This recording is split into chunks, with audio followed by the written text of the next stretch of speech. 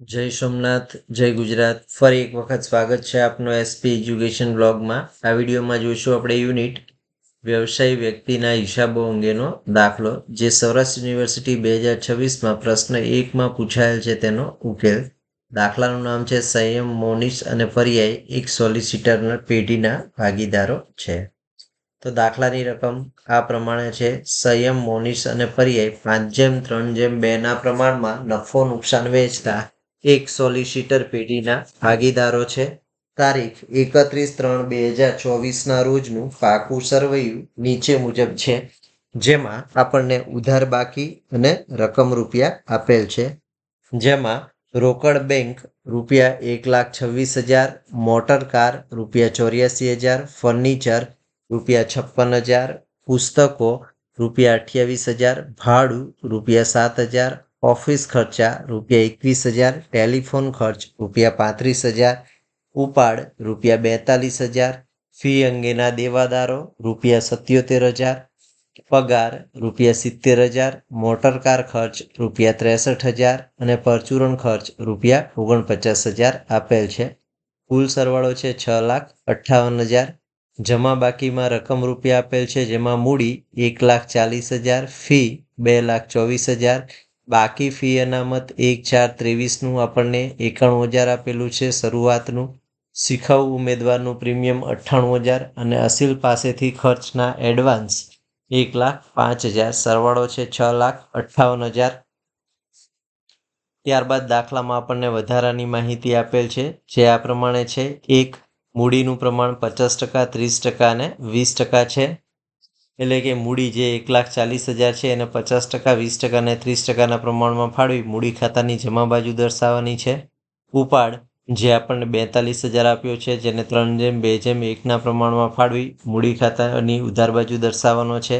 અધૂરું કામ રૂપિયા 42,000 છે, તેની કુલ 4 અસરો આપવાની છે. મોટર કાર પર 25%, ફર્નિચર પર 10% અને પુસ્તકો પર 5% લેખે ઘસારો ગણવાનો છે. ઘસારાની એક અસર જે તે મિલકત પાકા સરવૈયામાં મિલકત લેણા બાજુ દર્શાવવાની છે અને ઘસારો બાદ કરવાનો છે. અને ઘસારાનો બીજી અસર છે એ નફા નુકસાન ખાતાની ઉધાર બાજુ દર્શાવવાની છે.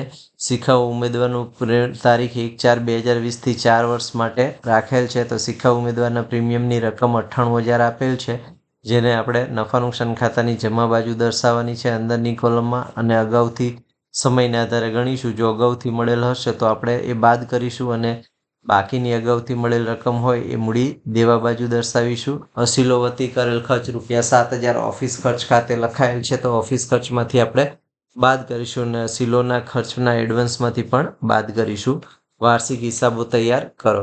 તો દાખલો ગણતા પહેલા સૌપ્રથમ આપણે દાખલામાં કઈ કઈ વિગતો તૈયાર કરવાની છે તે ધ્યાનમાં લેવાનું છે. તો દાખલો તૈયાર કરતા પહેલા આપણે જરૂરી ખાતાને પાકું સરવૈયું તૈયાર કરવાનું છે, જેમાં નફા નુકસાન ખાતું ભાગીદારના મૂડી ખાતા જરૂરી ખાતામાં તૈયાર કરીશું અને પાકું સરવૈયું તૈયાર કરીશું. ત્યારબાદ દાખલો ગણવાનો હોય તો જરૂરી હવાલા ધ્યાનમાં લઈ તેની અસરો સૌપ્રથમ આપવાની છે, અને ત્યારબાદ બાકીની વિગતોની અસરો આપવાની છે. તો દાખલો ગણતા પહેલા સૌપ્રથમ આપણે તૈયાર કરી લેવાનું છે એક પાનામાં નફા નુકસાન ખાતું. તો નફા નુકસાન ખાતું તૈયાર કરીશું તો સંયમ, મોનિશ અને પર્યાયની સોલિસિટર પેઢીનું તારીખ 31/3/2024ના રોજ પૂરા થતા વર્ષનું નફા નુકસાન ખાતું. ઉધાર બાજુ વિગત અને રકમ રૂપિયા, જમા બાજુ વિગત અને રકમ રૂપિયા દર્શાવી દેવાની છે. ત્યારબાદ આપણે બનાવવાનું છે ભાગીદારના મૂડી ખાતા. બનાવીશું ભાગીદારના મૂડી ખાતા. ઉધાર બાજુ વિગત, સંયમ, મોનિશ અને પર્યાય. જમા બાજુ વિગત, સંયમ, મોનિશ અને પર્યાય દર્શાવી દઈશું. તો ભાગીદારના મૂડી ખાતા આપણે 4 થી 5 લાઈનના તૈયાર કરવાના છે. હવે તૈયાર કરવાનું છે પાકું સરવૈયું. તો તૈયાર કરીશું પાકું સરવૈયું. સંયમ, મોનિશ અને પર્યાયની સોલિસિટર પેઢીનું તારીખ 31/3/2024ના રોજ પૂરા થતા વર્ષનું પાકું સરવૈયું. મૂડી દેવા રકમ રૂપિયા અને મિલકત લેણા રકમ રૂપિયા. તો પાકું સરવૈયું પણ તૈયાર થઈ ગયું છે. હવે આપણે દાખલામાં જરૂરી વિગતોમાં હવાલાઓ ધ્યાનમાં લેતા જઈશું, અને તેની અસરો જે તે ખાતામાં સાથે સંકળાયેલું હોય તેમાં આપતા જઈશું, અને પાકા સરવૈયાને લગતી અસર હશે તો પાકા સરવૈયામાં પણ આપતા જઈશું. તો દાખલામાં પહેલી હવાલો છે મૂડી અંગેનો, અને મૂડી છે 1,40,000, જેનું પ્રમાણ છે 50%, 30% અને 20%. તો જે સંયમની છે એ મૂડી 50% છે, પર્યાયની 30% છે અને મોનિસની 30% છે અને પર્યાયની 20% છે. તો મૂડી છે 1,40,000 આપણે 50%, 20% અને 50%, 30% અને 20%ના પ્રમાણમાં ફાળવવાની છે અને મૂડી ખાતાની જમા બાજુ દર્શાવી દેવાની છે. તો સૌપ્રથમ આપણે મૂડી અંગેનો હવાલો છે. તો મૂડી છે 1,40,000, જેમાં 50% સંયમના છે. તો 1,40,000ના 50% કરીશું તો મળશે 70,000. મોનિસની મૂડી બરાબર 1,40,000ના 30%, એટલે કે 42,000 મળશે અને પર્યાયની મૂડી બરાબર 1,40,000ના 20%, એટલે 28,000 મળશે. આમ 70,000, 42,000 અને 28,000 છે એ ભાગીદારની મૂડી છે અને ભાગીદારના મૂડી ખાતાની જમા બાજુ દર્શાવવાની છે. તો ભાગીદારના મૂડી ખાતાની જમા બાજુ જઈશું અને વિગતમાં લખીશું. બાકી આગળ લાવ્યા. સંયમમાં 70,000, મોનિસમાં 42,000 અને પર્યાયમાં 28,000. તો હવાલા નંબર 1ની આપણે એક જ અસર આપવાની છે. મૂડીની ફાળવણી કરી ભાગીદારના મૂડી ખાતાની જમા બાજુ દર્શાવવાની છે. હવાલા નંબર 2 ઉપાડ અંગેનો છે. તો ઉપાડ છે એ 42,000 છે અને ઉપાડનું પ્રમાણ 3:2:1 છે. એટલે કે ઉપાડને 3:2:1ના પ્રમાણમાં ફાળવી મૂડી ખાતાની ઉધાર બાજુ દર્શાવવાનો છે. તો સૌપ્રથમ આપણે ઉપાડની ગણતરી કરી અને ફાળવી દઈશું. તો સંયમના ભાગે ઉપાડ 42,000 ગુણ્યા 3/6 કરીશું તો 21,000 મળશે. મોનિસ બરાબર 42,000 ગુણ્યા 2/6 કરીશું તો 14,000 મળશે અને પર્યાય બરાબર 42,000 ગુણ્યા 1/6 કરીશું તો 7,000 મળશે. આમ સંયમ, મોનિસ અને પર્યાયનો ઉપાડ અનુક્રમે 21,000, 14,000 અને 7,000 છે, જે મૂડી ખાતાની ઉધાર બાજુ આપણે દર્શાવવાનો છે. તો ઉપાડની અસર આપણે મૂડી ખાતાની ઉધાર બાજુ દર્શાવી દઈશું. વિગતમાં લખીશું. ઉપાડ સંયમમાં 21,000, મોનિસમાં 14,000 અને પર્યાયમાં 7,000. ત્યારબાદ દાખલામાં આપણને અધૂરા કામ રૂપિયા 42,000 આપ્યું છે. તો અધૂરું કામ જ્યારે હવાલામાં હોય ત્યારે એની કુલ 4 અસર આપવાની છે. તો અધૂરા કામ 42,000ની આપણે સૌપ્રથમ 4 અસરો સમજી લઈશું. તો પહેલી અસર છે એ અધૂરા કામની રકમ હવાલામાં આપી હોય ત્યારે કુલ 4 અસર આપવાની છે. અસર નંબર 1, અધૂરું કામ નફા નુકસાન ખાતાની જમા બાજુ દર્શાવવાનું છે. જ્યારે અસર નંબર 2, અધૂરા કામ પાકા સર્વેમાં મિલકત લેણા બાજુ અધૂરા કામના દેવાદાર તરીકે દર્શાવવાનું છે. ત્યારબાદ આપણે અધૂરા કામનું અનામત નફા નુકસાન ખાતાની ઉધાર બાજુ દર્શાવવાનું છે અને ચોથી અસર છે એ આપણે પાકા સર્વેમાં મૂડી દેવા બાજુ અધૂરા કામનું અનામત દર્શાવવાનું છે. આમ ચારે જગ્યાએ આપણે એક સરખી અસર 42,000થી આપવાની છે. તો 42,000થી ચારે જગ્યાએ આપણે અસર આપીશું. સૌપ્રથમ અસર આપવાની છે નન્નું ખાતાની જમા બાજુ અધૂરું કામ 42,000. હવે બીજી અસર આપણે મિલકત લેણા બાજુ આપવાની છે અધૂરા કામના દેવાદાર. મિલકત લેણા બાજુ જઈશું. વિગતમાં લખીશું. અધૂરા કામના દેવાદાર 42,000. હવે આપણે અધૂરા કામનું અનામત નફા નુકસાન ખાતાની ઉધાર બાજુથી ઊભું કરવાનું છે. તો નફા નુકસાન ખાતાની ઉધાર બાજુ વિગતમાં લખીશું. અધૂરા કામનું અનામત રૂપિયા 42,000. હવે અધૂરા કામનું અનામત ઊભું કર્યું છે તો તેને આપણે પાકા સરવૈયામાં મૂડી દેવા બાજુ દર્શાવી દેવાનું છે. અધૂરા કામનું અનામત 42,000. તો દર્શાવીશું. પાકા સરવૈયામાં મૂડી દેવા બાજુ અધૂરા કામનું અનામત 42,000. આમ અધૂરા કામની આપણે કુલ 4 અસર આપી. અનુક્રમે નફા નુકસાન ખાતાની જમા બાજુ, મિલકત લેણા બાજુ, નફા નુકસાન ખાતાની ઉધાર બાજુ અને મૂડી દેવા બાજુ. હવે હવાલા નંબર 3 જોઈશું. તો હવાલા નંબર 3 છે એ ઘસારાનો લગતો છે અને મોટર કાર પર 84,000 છે અને મોટર કાર પર 25% લેખે આપણે ઘસારો ગણવાનો છે. તો ઘસારાની બે અસરની પહેલા આપણે સમજૂતી મેળવીશું કે બે અસર કેવી રીતે આપવાની છે. તો મોટર કાર પર ઘસારો હોય એની બે અસર કરવાની. તો અસર 1, પાકા સરવૈયામાં મિલકત લેણા બાજુ મોટર કારની કિંમત છે અંદરની કોલમમાં દર્શાવવાની છે અને ઘસારાની રકમ બાદ કરવાની છે. જ્યારે બીજી અસર છે ઘસારાની એ નફા નુકસાન ખાતાની ઉધાર બાજુ મોટર કારનો ઘસારો દર્શાવવાનો છે. તો સૌપ્રથમ આપણે પાકા સરવૈયાની મિલકત લેણા બાજુ અંદરની કોલમમાં ઘસારો લખીશું 84,000. બાદ કરીશું 25% લેખે ઘસારો. 84,000ના 25% કરીશું તો મળશે આપણને 21,000. 84,000 માઇનસ 21,000 કરીશું તો મળશે આપણને ઘસારા બાદ કિંમત 63,000. હવે મોટર કારનો ઘસારો રૂપિયા 21,000 છે એ આપણે નફા નુકસાન ખાતાની ઉધાર બાજુ મૂકવાનો છે. તો નફા નુકસાન ખાતાની ઉધાર બાજુ વિગતમાં લખીશું મોટર કાર પર ઘસારો અને રકમમાં લખીશું ₹21,000. ત્યારબાદ ચોથા હવાલામાં બીજી મિલકત છે ફર્નિચર અને 56,000 છે. ફર્નિચર પર આપણે 10% લેખે ઘસારો ગણવાનો છે અને દર્શાવવાનો છે. તો ફર્નિચર પર ઘસારો ગણવાનો હોય તો એની બે અસર આપણે સૌપ્રથમ સમજી લઈશું. તો ફર્નિચર પર ઘસારાની ગણતરી અને તેની અસર. તો પાકા સર્વેમાં મિલકત લેણા બાજુ ફર્નિચરની કિંમત અંદરની કોલમમાં દર્શાવી અને ઘસારાની રકમ બાદ કરવી. જ્યારે બીજી અસર છે એ નફા નુકસાન ખાતાની ઉધાર બાજુ ફર્નિચર પરનો ઘસારો દર્શાવવો. તો સૌપ્રથમ પાકા સર્વેમાં મિલકત લેણા બાજુ ફર્નિચરની કિંમત અંદરની કોલમમાં લખીશું 56,000, બાદ કરીશું 10% લેખે ઘસારો 5,600, 56,000 - 5,600 કરીશું તો મળશે આપણને 50,400. હવે ઘસારાની બીજી અસર છે એ આપણે નફા નુકસાન ખાતાની ઉધાર બાજુ દર્શાવી દેવાનો છે ફર્નિચર પરનો ઘસારો. તો પાકા નફા નુકસાન ખાતાની ઉધાર બાજુ વિગતમાં લખીશું ફર્નિચર પર ઘસારો અને રકમ લખીશું 5,600. ફર્નિચર પર ઘસારા પછી ત્રીજી મિલકત છે પુસ્તકો અને પુસ્તકોની રકમ છે 28,000. જ્યારે પુસ્તકો પર આપણે 5% લેખે ઘસારો ગણવાનો છે. તો પહેલાં આપણે હવાલાની અસર સમજી લઈશું. પુસ્તકો પર ઘસારાનો હવાલો ગણવો હોય તો પહેલી અસર છે એ પુસ્તકો મિલકત લેણા બાજુ અંદરની કોલમમાં દર્શાવવાના છે અને ઘસારાની રકમ બાદ કરવાની છે. જ્યારે બીજી અસર છે એ નફા નુકસાન ખાતાની ઉધાર બાજુ પુસ્તકો પરનો ઘસારો દર્શાવવાનો છે. તો સૌપ્રથમ આપણે પાકા સર્વેમાં મિલકત લેણા બાજુ પુસ્તકોની કિંમત અંદરની કોલમમાં દર્શાવી દેવાની છે 28,000, બાદ કરીશું 5% લેખે ઘસારો 1,400. 28,000 - 1,400 કરીશું તો મળશે આપણને 26,600 ચોપડે કિંમત. હવે પુસ્તકો પરનો ઘસારો છે એની બીજી અસર છે એ આપણે નફા નુકસાન ખાતાની ઉધાર બાજુ દર્શાવી દેવાની છે. તો નફા નુકસાન ખાતાની ઉધાર બાજુ વિગતમાં લખીશું પુસ્તકો પર ઘસારો અને રકમમાં લખીશું 1,400.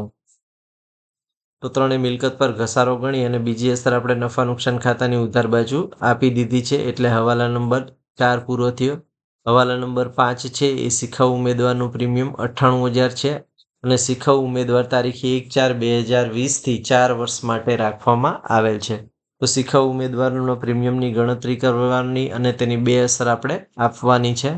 તો પહેલાં હવાલો સમજી લઈશું. તો શીખવ ઉમેદવારનું પ્રીમિયમ હોય તો બે અસર આપવાની છે. નફા નુકસાન ખાતાની જમા બાજુ અંદરની કોલમમાં શીખવ ઉમેદવારનું પ્રીમિયમ દર્શાવવાનું છે અને જો અગાઉથી મળેલું હોય તો બાદ કરવાનું છે. તો દાખલાની રકમમાં જોઈએ છે કે આપણે 1/4/2020 4 વર્ષ માટે લીધો છે. એટલે 2021, 21-22, 22-23 અને 23-24 એટલે 4 વર્ષ પૂર્ણ થઈ જાય છે. એટલે અગાઉથી મળેલ રકમ કોઈ આપણને મળશે નહીં. તેથી આપણે અગાઉથી મળેલ રકમ છે એ બીજી અસર પાકા સર્વેમાં મૂડી દેવા બાજુ દર્શાવવાની રહેશે નહીં. તો ફક્ત એક જ અસર આપણે શીખવ ઉમેદવારના પ્રીમિયમની આપવાની છે. શીખવ ઉમેદવારનું પ્રીમિયમ 98,000 છે અને ચોથું વર્ષ ચાલે છે. એટલે કે 4 વર્ષનો સમયગાળો પૂરો થઈ ગયો હોવાથી અગાઉથી મળેલ રકમ છે એ મળશે આપણને 0. એટલે શીખવ ઉમેદવારનું કુલ પ્રીમિયમ આપણે 98,000 છે આવક તરીકે નફા નુકસાન ખાતાની જમા બાજુ દર્શાવી દેવાનું છે. શીખવ ઉમેદવારના પ્રીમિયમ પછીનો હવાલો છે ઓફિસ ખર્ચ ₹21,000 અને અસીલો પાસેથી ખર્ચના એડવાન્સ ₹1,05,000 ને સ્પર્શતો હવાલો છે. અસીલ વતી કરેલ ખર્ચ ₹7,000 ઓફિસ ખર્ચ ખાતે નોંધાયેલ છે. હવે આપણે દાખલામાં જોઈએ છે કે ઓફિસ ખર્ચ છે 21,000 છે જેમાંથી ₹7,000 આપણે બાદ કરીશું અને દર્શાવીશું. જ્યારે બીજી અસર આપણે છે અસીલ પાસેથી ખર્ચના એડવાન્સ છે એની જમા બાકી છે 1,05,000 તો એમાંથી પણ આપણે 7,000 બાદ કરવાના છે અને મૂડી દેવા બાજુ દર્શાવવાના છે. તો સૌપ્રથમ આપણે હવાલાની અસર સમજી લઈશું કે અસીલો વતી કરેલ ખર્ચ ₹7,000 ઓફિસ ખર્ચ ખાતે નોંધાયેલ છે. તો અસર નંબર 1 પાકા નફા નુકસાન ખાતાની ઉધાર બાજુ ઓફિસ ખર્ચમાંથી બાદ કરવી અને બીજી અસર છે એ પાકા સર્વેમાં મૂડી દેવા બાજુ અસીલ પાસેથી ખર્ચના એડવાન્સમાંથી પણ બાદ કરવી. એટલે નફા નુકસાન ખાતામાંથી ઓફિસ ખર્ચમાંથી પણ બાદ કરવાની છે અને અસીલોના પરચુરણ ખર્ચની ખાતાવહીની જમા બાકી મૂડી દેવા બાજુ મૂકી તેમાંથી પણ બાદ કરવાની છે. તો સૌપ્રથમ આપણે અસર આપવાની છે નફા નુકસાન ખાતાની ઉધાર બાજુ વિગતમાં લખીશું ઓફિસ ખર્ચ અંદરની કોલમમાં 21,000 બાદ કરીશું અસીલ વતી કરેલ પરચુરણ ખર્ચ પર 7,000. 21,000 - 7,000 કરીશું તો મળશે રકમ 14,000. હવે બીજી અસર છે એ આપણે પાકા સર્વેમાં મૂડી દેવા બાજુ અસીલોના પરચુરણ ખર્ચને એડવાન્સ આપેલું છે 1,05,000 એમાંથી બાદ કરીશું ઓફિસ ખર્ચ ખાતે 7,000. 1,05,000 માઇનસ 7,000 કરીશું તો રકમ મળશે આપણને 98,000. તો હવાલા નંબર 5ની આપણે અસર આપી દીધી છે, 6ની આપી દીધી છે. હવે દાખલાની જે બીજી વિગતો છે એમાં આપણે જોતું જવાનું છે અને મૂકતું જવાનું છે. તો સૌપ્રથમ આપણે જમા બાકીની વિગતો જોઈએ અને જે તે ખાતે મૂકતું જવાનું છે. તો જમા બાકીમાં મૂડીની અસર અપાઈ ગઈ છે. ફીની રકમ 2,24,000 છે, જે આપણે દર્શાવવાની છે ભાગીદારના નફા નુકસાન ખાતાની જમા બાજુ. તો નફા નુકસાન ખાતાની જમા બાજુ વિગતમાં લખીશું ફી અને રકમ લખીશું 2,24,000. ત્યારબાદ આપણને આપ્યું છે બાકી ફી અનામત 1/4/23નું 91,000. એની અસર પણ આપણે નફા નુકસાન ખાતાની જમા બાજુ દર્શાવી દેવાનું છે. જ્યારે શીખવ ઉમેદવારનું પ્રીમિયમ ને અસીલ એડવાન્સની રકમની અસર આપણે અપાઈ ગઈ છે. એટલે જમા બાજુ લખીશું બાકી ફી અનામત 1/4/23નું 91,000. તો જમા બાકીની બધી જ અસરો અપાઈ ગઈ છે. હવે ઉધાર બાકીની જે વિગતોની અસર નથી અપાઈ તે જોતા જઈશું અને જે તે જગ્યાએ મૂકતા જઈશું. તો રોકડ બેંક રૂપિયા 1,26,000 છે, જેને આપણે પાકા સરવૈયામાં મિલકત લેણા બાજુ દર્શાવવાની છે. તો પાકા સરવૈયામાં જઈશું, મિલકત લેણા બાજુ લખીશું રોકડ બેંક, રકમ લખીશું 1,26,000. ત્યારબાદ આપણને મોટર કાર, ફર્નિચર અને પુસ્તકોનો ઘસારા સાથે હવાલો હતો તો ધ્યાનમાં લઈ લીધો છે, એટલે એની અસર આપણે આપી દીધી છે. ભાડું આપ્યું છે રૂપિયા 7,000, તો એની અસર આપણે આપવાની છે નફા નુકસાન ખાતાની ઉધાર બાજુ. તો નફા નુકસાન ખાતાની ઉધાર બાજુ વિગતમાં લખીશું ભાડું અને રકમમાં લખીશું રૂપિયા 7,000. ભાડા બાદ આપણને ઓફિસ ખર્ચ આપેલો છે, જેના હવાલા સાથે સંકળાયેલો અસર આપી દીધી છે. ત્યારબાદ છે ટેલિફોન ખર્ચ રૂપિયા 35,000, જે પણ નફા નુકસાન ખાતાની ઉધાર બાજુ દર્શાવવાનો છે. તો નફા નુકસાન ખાતામાં જઈશું, વિગતમાં લખીશું ટેલિફોન ખર્ચ અને રકમમાં લખીશું 35,000. ટેલિફોન ખર્ચ બાદ ઉપરની અસર આપણે આપી દીધી છે. ફી અંગેના દેવાદારો રૂપિયા 77,000 છે, તો એની એક અસર આપણે મિલકત લેણા બાજુ આપવાની છે અને ત્યારબાદ તેની બે અસરો આપણે આપવાની છે. અનુક્રમે નફા નુકસાન ખાતાની ઉધાર બાજુ અનામત ઊભું કરવાનું છે અને બીજી અસર છે એ આપણે આપવાની છે મૂડી દેવા બાજુ. તો સૌપ્રથમ આપણે પાકા સરવૈયામાં મિલકત લેણા બાજુ ફી અંગેના દેવાદારો દર્શાવી દઈશું 77,000. હવે આની આપણે બે અસરો આપવાની છે, એટલે કે ફી અંગેના દેવાદારનું અનામત ઊભું કરવાનું છે. તો ફી અંગેના દેવાદારો આપણને 77,000 આપ્યા છે, એનું આપણે અનામત ઊભું કરીશું. તો અનામત ઊભું કરવાનું હોય તો બે જગ્યાએ અસર આપણે આપવાની છે. એક નફા નુકસાન ખાતાની ઉધાર બાજુ બાકી ફીનું અનામત ઊભું કરવાનું છે અને અસર નંબર 2 પાકા સરવૈયામાં મૂડી દેવા બાજુ બાકી ફીનું અનામત દર્શાવવાનું છે. તો સૌપ્રથમ આપણે નફા નુકસાન ખાતાની ઉધાર બાજુ દર્શાવી દઈશું બાકી ફીનું અનામત 77,000. હવે આ અનામત છે એ આપણે મૂડી દેવા બાજુ દર્શાવી દેવાનું છે. તો મૂડી દેવા બાજુ જઈશું, વિગતમાં લખીશું બાકી ફીનું અનામત 77,000. આમ આપણે ફી અંગેના દેવાદારની બીજી બે અસરો આપી અનુક્રમે અનામત ઊભું કરીને નફા નુકસાન ખાતાની ઉધાર બાજુ અને મૂડી દેવા બાજુ. ત્યારબાદ આપણને દાખલામાં વિગત આપી છે પગાર, જે નફા નુકસાન ખાતાની ઉધાર બાજુ દર્શાવી દેવાનો છે રૂપિયા 70,000. તો નફા નુકસાન ખાતાની ઉધાર બાજુ જઈશું, વિગતમાં લખીશું પગાર અને રકમ લખીશું 70,000. ત્યારબાદ મોટર કારના ખર્ચા રૂપિયા 63,000 છે, જે પણ નફા નુકસાન ખાતાની ઉધાર બાજુ દર્શાવી દેવાના છે. તો નફા નુકસાન ખાતાની ઉધાર બાજુ વિગતમાં લખીશું મોટર કાર ખર્ચ અને રકમ લખીશું 63,000. ત્યારબાદ પરચુરણ ખર્ચ રૂપિયા 49,000 છે, જેને પણ આપણે નફા નુકસાન ખાતાની ઉધાર બાજુ દર્શાવી દેવાના છે. તો પરચુરણ ખર્ચ લખીશું 49,000. હવે બધી જ અસરો અપાઈ ગઈ છે. નફા નુકસાન ખાતું બંધ કરવાનું છે. સૌપ્રથમ આપણે નફા નુકસાન ખાતાની જમા બાકીનો સરવાળો કરીશું. તો નફા નુકસાન ખાતાની જમા બાકીનો સરવાળો કરીએ તો 42,000 વત્તા 98,000 વત્તા 2,24,000 વત્તા 91,000 કરીશું તો મળશે આપણને 4,55,000, જેને આપણે મૂકીશું ઉધાર બાજુ. ઉધાર બાજુ મૂકતા આપણે 4,55,000 માંથી 42,000, 21,000, 5600, 1400, 14000, 7000, 35,000, 77,000, 70,000, 63,000 અને 49,000 બાદ કરીશું તો નફો મળશે આપણને 70,000, જે આપણે 5:3:2 પ્રમાણમાં વેચવાનો છે. એટલે કે 5:3:2 પ્રમાણમાં વેચીશું તો મળશે આપણને નફો સંયમનો 5 ભાગે 35,000, મોનિસનો મળશે 3 ભાગે 21,000 અને પર્યાયનો મળશે 2 ભાગે 14,000.